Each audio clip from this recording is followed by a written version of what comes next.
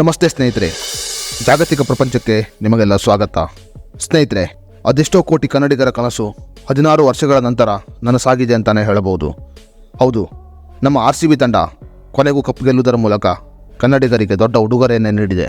RCB ಮಹಿಳಾ ತಂಡ ಮೊನ್ನೆ ನಡೆದ ಫೈನಲ್ ಪಂದ್ಯದಲ್ಲಿ ಡೆಲ್ಲಿ ವಿರುದ್ಧ ಭರ್ಜರಿ ಜಯವನ್ನು ಸಾಧಿಸುವುದರ ಮೂಲಕ WPL ಕಪ್ಪನ್ನು ತನ್ನ ಹೆಗಲಿಗೆ ಹಾಕಿಕೊಂಡಿತು.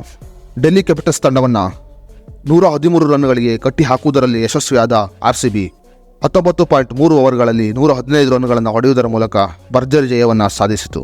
ಇನ್ನು ನಮ್ಮ RCB ತಂಡ ಫೈನಲ್ ತಲುಪುವಲ್ಲಿ ಮತ್ತು ಫೈನಲ್ ವಿನ್ ಆಗುವುದರಲ್ಲಿ ಪ್ರಮುಖ ಪಾತ್ರವನ್ನು ವಹಿಸಿದ್ದು ಅಂದರೆ ಅದು ಕನ್ನಡತಿ ಶ್ರೇಯಾಂಕ ಪಾಟೀಲ್ ಅಂತಾನೆ ಹೇಳಬಹುದು. WPL ಆರಂಭದಿಂದ ಬಹಳ ಉತ್ತಮವಾದ ಪ್ರದರ್ಶನವನ್ನು ನೀಡುತ್ತಾ ಬಂದಿದ್ದ ಕನ್ನಡತಿ ಶ್ರೇಯಾಂಕ ಪಾಟೀಲ್ ಅವರು ಹಲವು ಪಂದ್ಯಶ್ರೇಷ್ಠ ಪ್ರಶಸ್ತಿಯನ್ನು ಪಡೆಯುವುದರ ಮೂಲಕ ಕನ್ನಡಿಗರ ಮೆಚ್ಚುಗೆಗೆ ಕಾರಣರಾದರು. ಮುಂಬೈ ವಿರುದ್ಧ ನಡೆದ ಸೆಮಿಫೈನಲ್ ಪಂದ್ಯದಲ್ಲಿ ಕೊನೆ 2 ಓವರ್ನಲ್ಲಿ ಶ್ರೇಯಾಂಕ ಪಾಟೀಲ್ ತೆಗೆದ ವಿಕೆಟ್ ಇಡೀ ಪಂದ್ಯದ ತಿರುವನ್ನೇ ಬದಲಾಯಿಸಿತು ಅಂತಾನೆ ಹೇಳಬಹುದು. ಸ್ನೇಹಿತರೆ, ಸದ್ಯ ಸಾಮಾಜಿಕ ಜಾಲತಾಣದಲ್ಲಿ ಮತ್ತು ಮಾಧ್ಯಮಗಳಲ್ಲಿ ಬಹಳ ಸುದ್ದಿಯಲ್ಲಿ ಇರುವ ಕನ್ನಡತಿ ಅಂದರೆ ಅದು ಶ್ರೇಯಾಂಕ ಪಾಟೀಲ್ ಆಗಿದ್ದಾರೆ. ಫೇಸ್ಬುಕ್, ಇನ್ಸ್ಟಾಗ್ರಾಮ್ ಸೇರಿದಂತೆ ಬಹುತೇಕ ಎಲ್ಲ ಸಾಮಾಜಿಕ ಜಾಲತಾಣದಲ್ಲಿ ಶ್ರೇಯಾಂಕ ಪಾಟೀಲ್ ಅವರ ರೀಲ್ಸ್ಗಳು ಸಖತ್ ಟ್ರೆಂಡ್ ಆಗುತ್ತಿದೆ.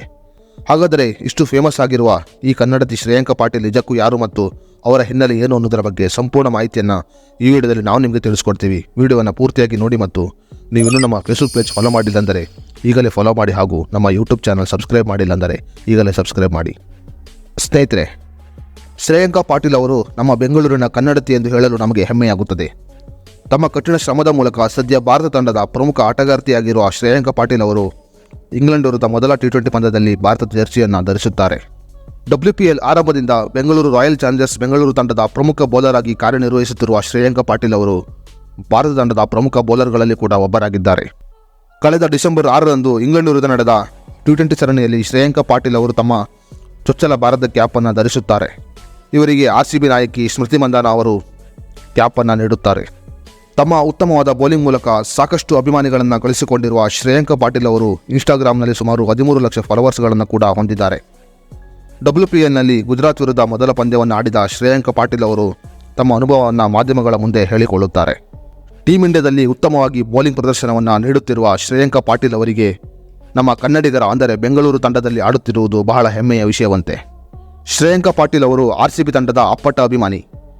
ಸದ್ಯ RCB ತಂಡದಲ್ಲಿ ಉತ್ತಮವಾಗಿ ಬೌಲಿಂಗ್ ಪ್ರದರ್ಶನವನ್ನು ನೀಡುತ್ತಿರುವ ಶ್ರೇಯಾಂಕ ಪಾಟೀಲ್ ಅವರು RCB ತಂಡದ ಆಟಗಾರ್ತಿ ಎಂದು ಹೇಳಿಕೊಳ್ಳಲು ಬಹಳ ಇಷ್ಟಪಡುತ್ತಾರೆ. ಎಲ್ಲ 3 ಹಂತಗಳಲ್ಲಿ ಬೌಲಿಂಗ್ ಮಾಡುವ ಶ್ರೇಯಾಂಕ ಪಾಟೀಲ್ ಅವರು ಡೆತ್ ಓವರ್ಗಳಲ್ಲಿ ಬೌಲಿಂಗ್ ಮಾಡಲು ಬಹಳ ಇಷ್ಟಪಡುತ್ತಾರಂತೆ.